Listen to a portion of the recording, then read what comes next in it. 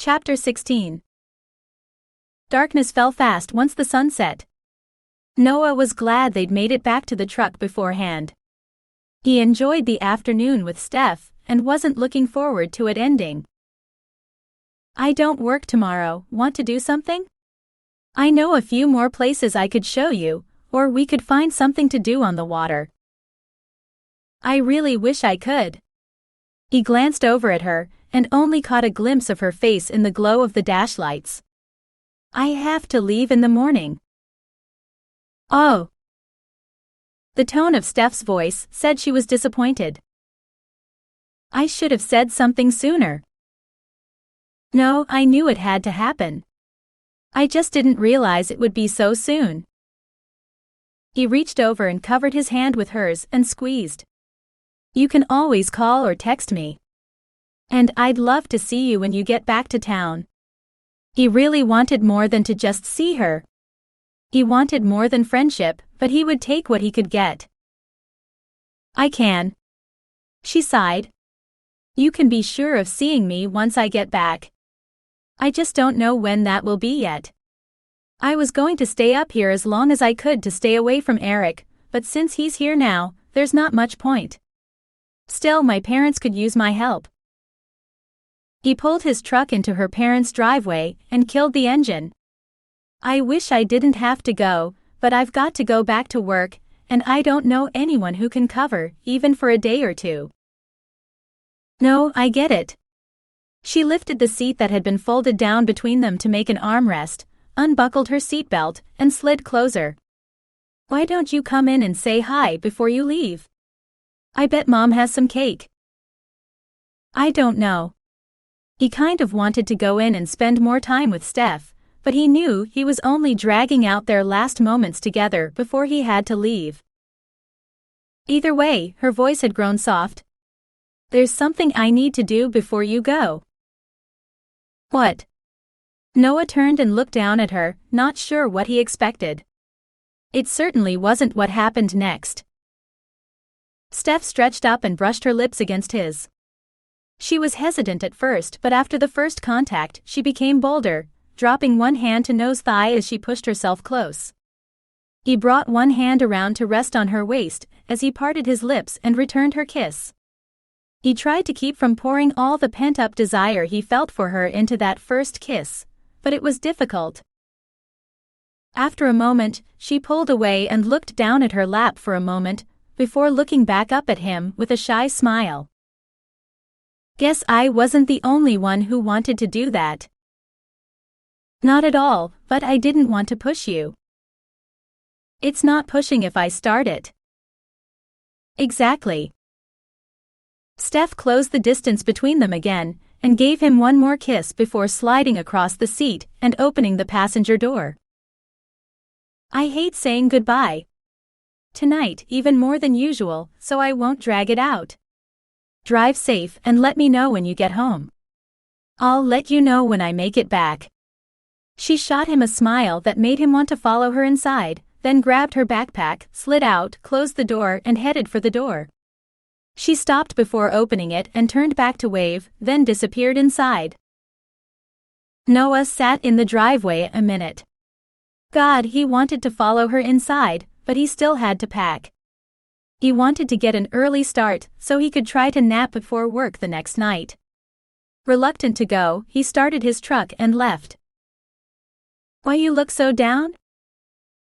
Noah looked up to find Tate leaning against the door jamb of his borrowed bedroom.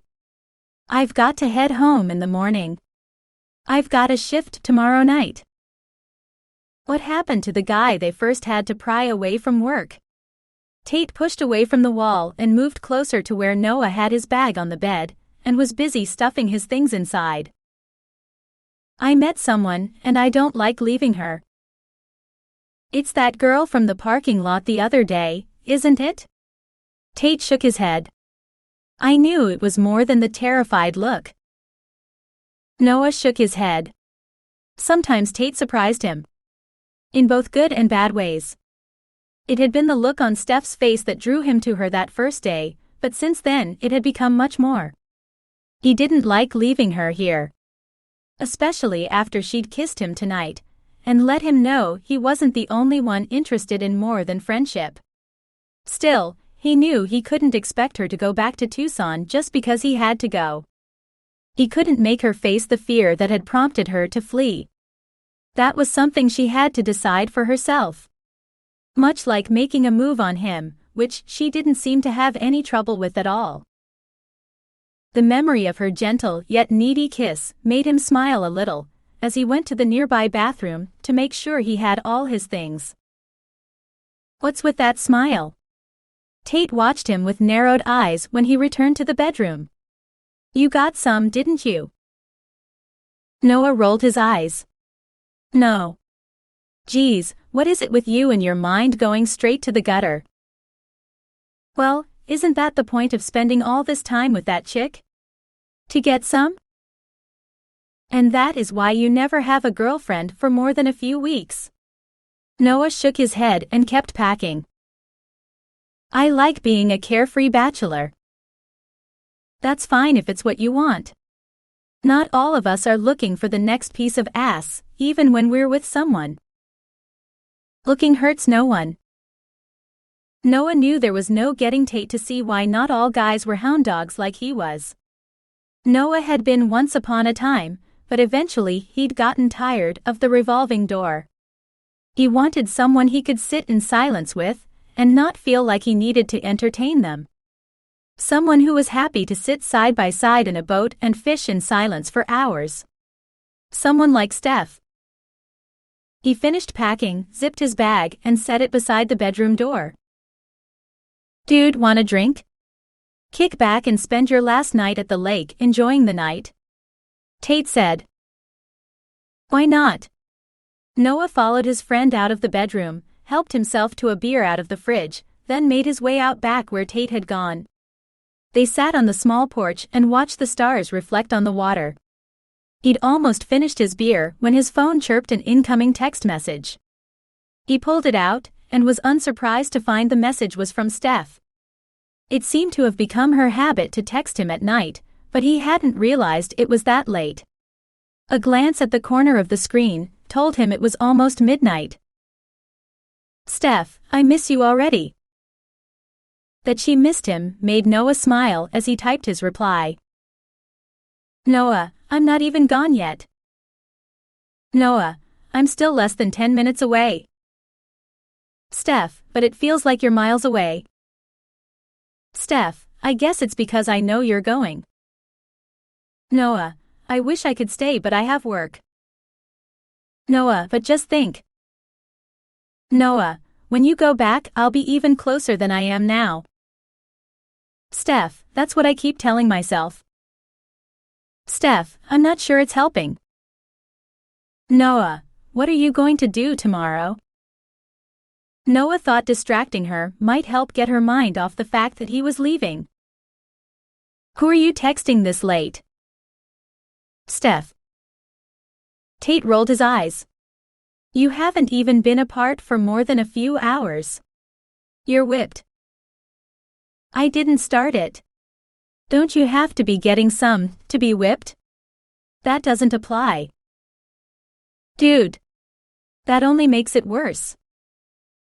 Noah's phone chirped again, and he turned his attention back to it, ignoring Tate's derision. "Steph, I don't know. I thought about going for a hike, but I can't go alone." "Steph, not just because of Eric either." "Steph, I asked Ashley if she wants to do something but she hasn't answered yet." "Noah, what about your brother? Could he go with you?" "Steph, he never has time." "Noah, take the boat out on the lake, Eric can't follow you there." "Steph, I hadn't thought about that. I may do that." "Noah, go out, catch something and have a good day." "Steph, will do." "Steph, you drive safe." "Steph, I want to see you when I get home and not by visiting you in the hospital." "Steph, well, you know what I mean."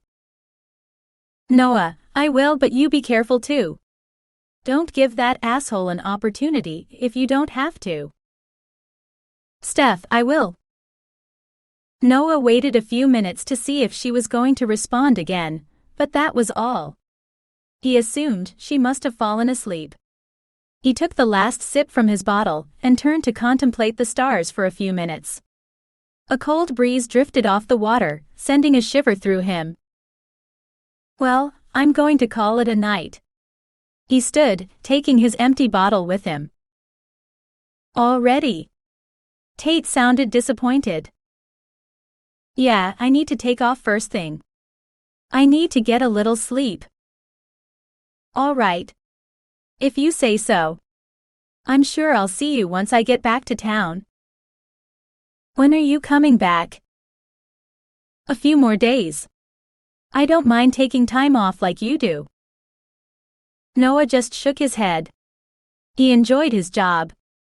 This was the first time he'd ever taken time off where he wasn't chomping at the bit to get back to it long before he was scheduled to go back.